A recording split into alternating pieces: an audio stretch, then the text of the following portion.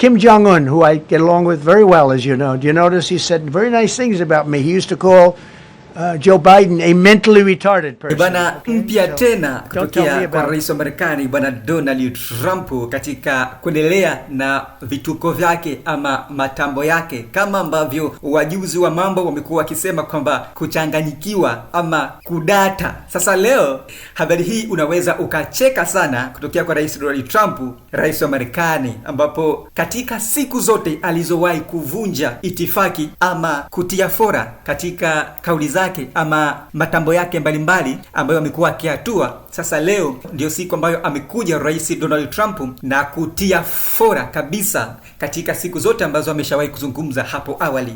Yaani siku zote amewahi kujikanyaga, amewahi kujingatangata, ila siku ya leo ndio ambapo ametia fora. Kwa mara ya kwanza amezungumza kumuhusu rais wa Korea Kaskazini, yani bwana Kim Jong-un, ambaye ni rais tishio na hatari sana kwa mataifa yote, naweza nikasema hivyo, ulimwenguni. Ni kijana mdogo lakini anaogopeka mno. Sasa siku ya leo rais Trump amemrukia bwana mdogo Kim Jong-un na kumuongelea vibaya, tena kumkashifu, na akisema kwamba rais wa Korea Kaskazini Kim Jong-un anamshobokea rais wa Marekani. Hatari sana. Sasa taarifa yenyewe inasemaje, ama Trump alizungumza nini kabla hajazungumza hayo yote? Endelea kwa na mimi hadi tamati. Naitwa Chief Mkuu wa Itifaki pale Instagram, andika afisa3_official. Usisahau pia kusubscribe kwa kudondosha alama ya kengele hapo katika dashboard yako. Twende pamoja. Sasa kama umekuwa ukifuatilia kwa karibu sana taarifa za hapo awali, rais wa Marekani Donald Trump amekuwa akitoa kauli mbalimbali na akiomba msaada kwa mataifa mbalimbali ulimwenguni. Alishawahi kuzungumzia taifa la Ufaransa, akalikashifu na akalisema vibaya, kisa hajapatiwa msaada katika vita vyake yeye na Irani. Lakini pia alishawahi kuzungumzia vibaya taifa la Ujerumani pia kwa kukosa msaada huo ambao alikuwa akiuhitajia katika vita hivyo yeye na Irani. Mbali na hapo, alishawahi kuzungumzia pia hata taifa la China, akimwambia China anapaswa kufungua mlango wa bahari wa Hormuz na kuchukua mafuta yote katika ukanda wa Mashariki ya Kati, na maanisha Ghuba ya Uajemi ndani ya Irani. Yote 9 ila 10. Pia alishawahi kusema vibaya na kuzungumzia vibaya sana na kuikandia Uhispania, ambayo pia aliomba msaada wa kutumia anga lake kuweza kurusha makombora na kurusha ndege za kivita hadi Irani. Baada ya kukataa, rais Trump alikebehi, akalisema sana. Lakini pia mbali na yote hayo, umoja wote wa mataifa ya Magharibi, na maanisha umoja wa Korea turufu NATO na umoja unaojiita umoja wa kujihami, amekuwa akiukashifu kila kukicha, akiusema vibaya, akiutukana matusi au ngoni. Ya yote hayo kukosa ushiriki wao katika vita hivi dhidi yake na Iran, vita ambavyo alivianzisha mapema Februari 28 mwaka huu 2026. Sasa kufuatia hayo yote, lakini pia alitoa matamko na masharti makubwa sana kwa mhasimu wake Iran katika vita vyake hivi. Lakini Iran haikufanya hivyo, imekuwa ikisimama kidete na ikiendeleza vita vikali kwa Marekani, kwa mashambulizi yake makali sana kwa Israel, lakini pia na washirika wa Marekani kule Mashariki ya Kati, na maanisha mataifa yale ya Kiarabu. Sasa siku ya leo ndipo ambapo ameibuka rasmi rais wa Marekani Donald Trump, mara tu baada ya kutoa kauli yake ya kuishambulia Iran katika vituo mbalimbali vya nishati, ikiwemo maeneo ya umeme, lakini pia na miundombinu muhimu inayounganisha taifa la Iran, ikiwemo madaraja makubwa, ambapo alisema siku ya leo majira ya saa 2 itakuwa ndio mwisho wa deadline yake ama kima cha siku alizotoa ili Iran kuweza kusitisha mapigano na kuomba radhi, lakini pia na kufanya makubaliano ya pamoja baina ya Iran na Marekani. Hivyo haikufanyika. Badala yake rais Trump ameibuka tu ghafla na ametoa kauli hii ambayo imeibua taharuki kubwa na sintofahamu katika macho ya wengi na masikio ya walio wengi, wale wafuatilizi wa mgogoro huu wa karibu siku ya 38 sasa tangu pale mapema Februari 28 mara baada ya kiongozi wa Marekani rais Donald Trump kutekeleza mauaji ya kikatili kwa taifa la Irani, akimuua kiongozi mkuu marehemu Ayatollah Said Ali Khamenei Husseini na makamanda lukuki katika mji wa Tehran. Sasa siku ya leo rais Trump kwa nini ametia fora? Ni katika kauli yake hii hapa, ambapo alianza kwa kuizungumzia Korea Kaskazini chini ya rais wake bwana Kim Jong-un, akisema kwamba rais huyu kwa sasa amekuwa akimshobokea vibaya mno Marekani na amekuwa asemi chochote kwa taifa la Marekani, hasa baada ya kuingia rais wake bwana Donald Trump, akimsifia sana, yani kiufupi anamfagilia sana kwa mambo yake ambayo amekuwa akiyafanya, akisema anafanya mambo poa sana kuliko mtangulizi wake ambaye yeye amemuita babu kizee na mtu ambaye ametokwa na akili, Joe Biden. Bali na yote hayo, amemkashifu rais wa Korea Kusini akisema kwamba yeye amepeleka wanajeshi wake takriban 45,000, lakini rais wa Korea Kusini bado hafanyi chochote kutekeleza mashambulizi ama kuiangamiza Korea Kaskazini na kusitisha dhidi ya uendelezwaji wake wa nyuklia. Sasa akizungumza yote hayo, hebu tumsikie Rais Donald Trump.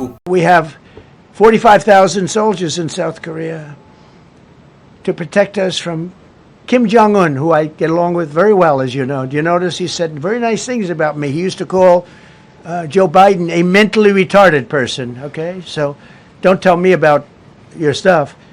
Joe Biden, he said he's a mentally retarded person. He was so nasty to Joe. Tuna wanajeshi 45,000 kutokea South Korea kutulinda sisi na kutuimarishia ulinzi dhidi ya bwana mdogo Kim Jong-un, na kama mnavyojua fika kwamba amekuwa akinisifia sana, amekuwa akiniongelea vizuri zaidi, akisema nafanya vitu bora sana kuliko yule kibabu kizee Joe Biden ambaye alikuwa akimuita mlemavu wa akili. Kwa hiyo alikuwa akimwambia usije ukanishobokea kabisa kwenye mambo yako na wala usije ukaingia kwenye 18 zangu.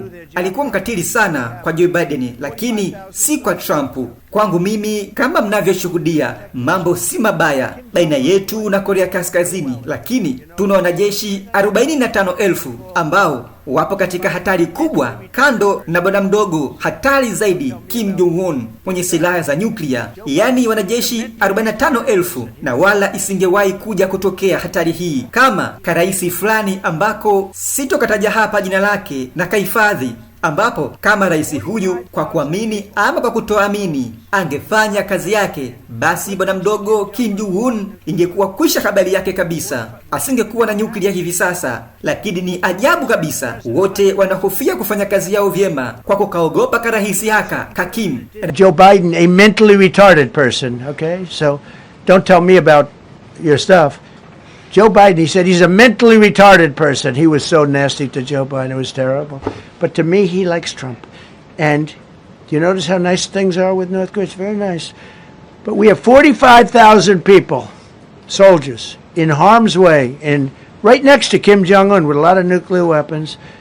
45, which should have never happened if a certain president, I'm not going to mention this president because I happen to like him, believe it or not, but if a certain president did his job, Kim Jong-un would not have nuclear weapons right now. But they're all afraid to do their job properly. Na huyo ndio rais wa Marekani bwana Donald Trump, ambapo kauli hiyo ameitoa kama ambavyo umemsikia mwenyewe dhahiri shagili akikebehi vibaya mno taifa la Korea lenye uzembe pamoja na rais wake ambaye yeye amesema hatomtaja jina lake hadharani hapo alipokuwa akizungumza, lakini amemkashifu vikali sana. Pia amemkashifu rais wa Korea Kaskazini Kim Jong-un juu ya kile ambacho amekizungumza. Pia hapo umekwisha kisikia. Je, rais Kim Jong-un atajibu mapigo kwa rais wa Marekani Donald Trump?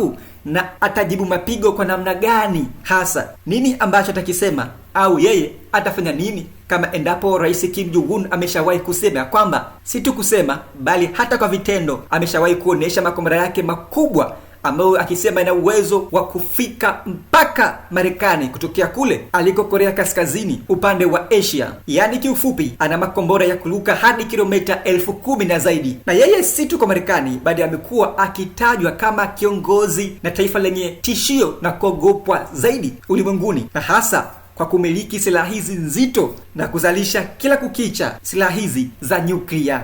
Nikwambie tu, wakati hayo yote yakiendelea huko Irani, mtifuano umezidi kwa mkali zaidi. Vikosi vya walinzi wa mapinduzi ya Kiislamu IRGC dhidi ya Marekani na vikosi vya Israeli IDF Mashariki ya Kati, vumbi linatimka, moshi unatanda katika kila anga la taifa, si mataifa ya Kiarabu na wala si mataifa ya Kizayuni wala si Wajemi. Moto mkali zaidi. Mpaka hivi sasa Irani imearifiwa kufanya mashambulizi makubwa zaidi katika miji mbalimbali ya Israeli na miji ya mataifa ya Kiarabu, huku ikisambaratisha mifumo ya ulinzi wa anga ya mataifa kama vile UAE, Qatar, Saudi Arabia na hata Kuwaiti. Mbali na hilo, Marekani na vikosi vya Israeli mpaka hivi sasa vimearifiwa kushambulia miji mbalimbali mbalimbali ya Irani, ikiwemo vituo vya reli ama vituo vya treni kama vile reli ya mji wa Kazvin, kisiwa cha Hag na maeneo mengine ambayo kamandi kuu ya Marekani CENTCOM kutokea makao makuu ya Pentagoni imesema yamewekwa shabaha ya kushambuliwa katika muda mchache unaofuata. Wakati hayo yote yanajiri, Rais wa Marekani Donald Trump ametoa kauli yake ya tahadhari akisema kwamba macho ya watu wote ulimwenguni